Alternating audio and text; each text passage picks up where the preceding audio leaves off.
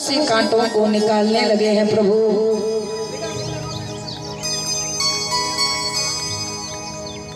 भगवान ने अपने मुख से कंटक को निकाला है। ये दृश्य भगवान के इस प्यारे दृश्य को देवताओं ने देखा तो पुष्पों की वर्षा करने लगे, अप्सराएं नृत्य करने लगी, गंधर्व गान करने लगे, सिद्ध पाठ करने लगे कि बाण प्रभु जिसके भ्रुकुटी उठ जाने पर काल भी कांप जाए, वो आज ब्राह्मण के पैरों के कांटे को अपने मुंह से निकाल रहा है। ये है भाव।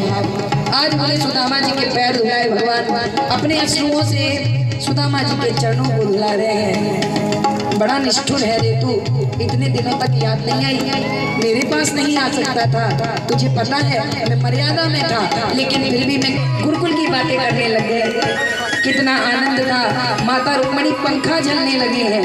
भगवान ब्राह्मण देवता पर पंखा जल रही है और बोले सत्यभामा जाकर भोजन बना रही है, सभी रानियां सेवा में लगे हैं। कोई मार पूरी द्वारिका की भीड़ आ गई है भगवान के मित्र से मिलने के लिए कि अद्भुत नृत्य है। यहाँ राजा आए, राजकुमार आए, सब आए, लेकिन भगवान ऐसे किसी से नहीं मिले जैसे इस मित्र से मिले हैं। से भगवान ने बातों बातों में कहा कितना आनंद था गुरुकुल में। और एक बात बताओ, विवाह किया कि नहीं सुदामा? सुदामा ने कहा हाँ किया है, मेरे संस्कारी भार्या है, 4 पुत्र हैं। भगवान श्री कृष्ण इशारा कर रहे हैं, 8 पटरानियों ने पैर छुए। अब 16,100 की बारी आई। सुदामा जी ने इशारे में कहा पूरी नगर की स्त्रियों को क्यों बुला लिया है लाला? बोले नगर की स्त्रियां नहीं है, ये सब तुम्हारी बहुएं हैं। बोले है? बोले हाँ ये तुम्हारी बहुएं हैं। बोले लाला तेरी लीला तू ही जाने, मैंने तो गुरुकुल में कई लीला देखी, अब तेरी ये लीला देखकर तो मैं भैया गदगद हो रहा हूँ। ठीक है लाला, खुश रहे, चिरंजीवी भव, सौभाग्यवती भव।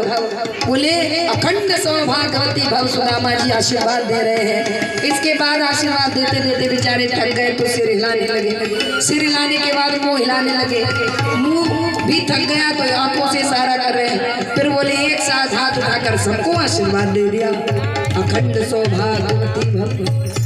सुदामा जी ने आशीर्वाद दिया। इसके बाद कन्हैया ने कहा एक बात बता सुदामा, मेरी भाभी ने मेरे लिए कुछ भेजा नहीं? ऐसा हो नहीं सकता। सुदामा जी ने तुरंत अपनी पोटली को दबाना शुरू किया। बोले ऐसे पकवान खावे वारो, कहाँ प्रकार के चावल हमने खावे वो। सुदामा भगवान ने पोटली को खोला, हाथ से चावल भूमि पर गिर गए हैं, फैल गए हैं। खोलते समय भगवान के हाथ से चावल भूमि पर गिरे। भगवान ने धरती से मुट्ठी भरी और खड़े हो गए।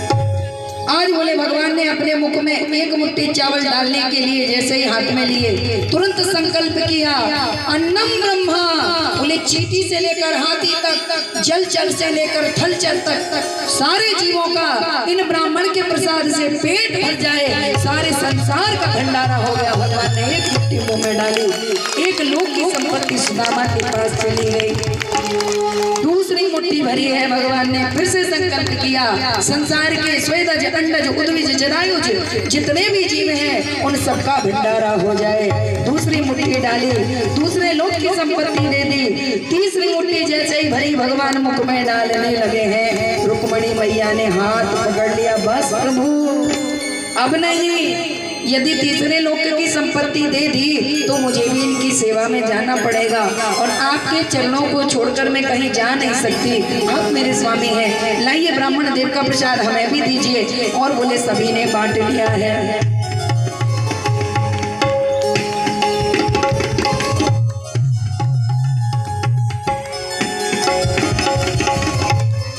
आज बोले पूरी द्वारिका में उस प्रसाद को बांटा गया जो सुदामा जी ने लाकर के प्रभु को दिया था।